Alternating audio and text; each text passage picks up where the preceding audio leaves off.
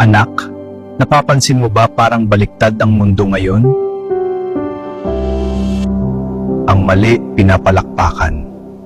Ang tama, pinapatahimik. Ang mali, ginagawa nilang tama, at ang tama ay ginagawang mali. Naririnig ko ang mundo ninyo. Naririnig ko ang sigaw ng lupa. Tinatawag ninyong freedom ang pagsuway. Tinawag ninyong pagkakapantay-pantay ang pagbura sa aking mga hangganan. Kapag may tumindig para sa katotohanan, siya pa ang tinatawag na makitid at kinukutya.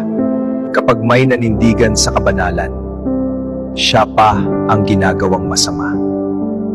At kapag may tumindig para sa akin, siya pa ang tinatawag na mapanghusga. Ang tama ay hindi nawawala kahit ito'y inuusig. Ang nagtatagal hanggang wakas ay ang katotohanan. Ngunit tandaan mo, ang katotohanan ay hindi nasusukat sa dami ng pumapalakpak. Hindi nagbabago ang tama, kahit sabihin ng marami na ito ay mali. Matagal ko nang sinabi, sa aba nila na ang masama ay tinatawag na mabuti. At ang mabuti ay tinatawag na masama. Noong panahon ni Noah, pinagtawanan ng katuwiran. Noong panahon ni Moses, tinanggihan ng utos. At noong dumating ako, ang katotohanan mismo ay ipinako. Hindi ito bago. Paulit-ulit itong nangyayari sa kasaysayan. Ngunit hindi ako nagbago. Hindi ako nakikisabay sa uso. Noong una hanggang sa ngayon, kakaunti ang sumusunod sa akin, pinagtatawanan nila ang kabanalan. Hindi ako nababahala sa dami. Tinitingnan ko ang puso, ang liwanag ay hindi kailanman natatalo ng dilim. Ako ay Diyos, kapag sinabi ninyo ang kasalanan ay normal, hindi nito binabago ang aking pamantayan. Hindi ko binabago ang katotohanan para sumunod sa tao. Tinatawag ko ang tao para bumalik sa katotohanan. Huwag niyong iisipin na ang aking pagtahimik ay pagsang-ayon. Ang aking katahimikan ay hindi kahinaan. Ito ay pagkakataon. Pagkakataon para bumalik. Pagkakataon para magsisi. Pagkakataon para piliin ang tama. Kung baliktad ang mundo, huwag kang sumama sa pag-ikot nito. Tumayo ka. Maging liwanag ka. Sapagkat ang isang kandila ay sapat para wasakin ang dilim ng isang silid. Ikaw na nalilito sa panahon at mundong baliktad, huwag mong hayaang ang ingay ng mundo ang magdikta ng iyong konsensya. Kung ang mundo ay umiikot palayo sa akin, huwag kang sumama sa agos.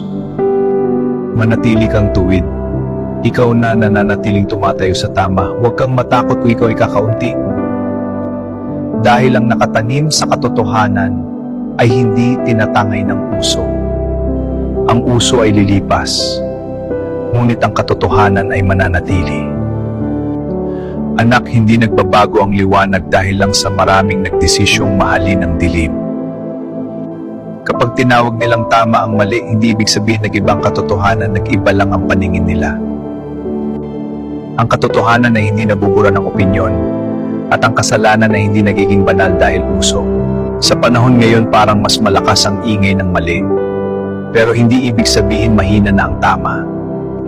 Madalas tahimik lang talaga ang liwanag, pero sapat para ituwid ang landas.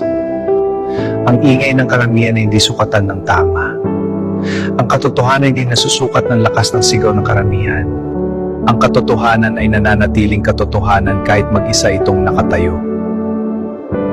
Ang liwanag ay hindi nawawala dahil lamang sa maraming pumili ng dilim. Hindi ako bulag sa iyong ginagawa. Hindi rin ako nagmamadaling humatol.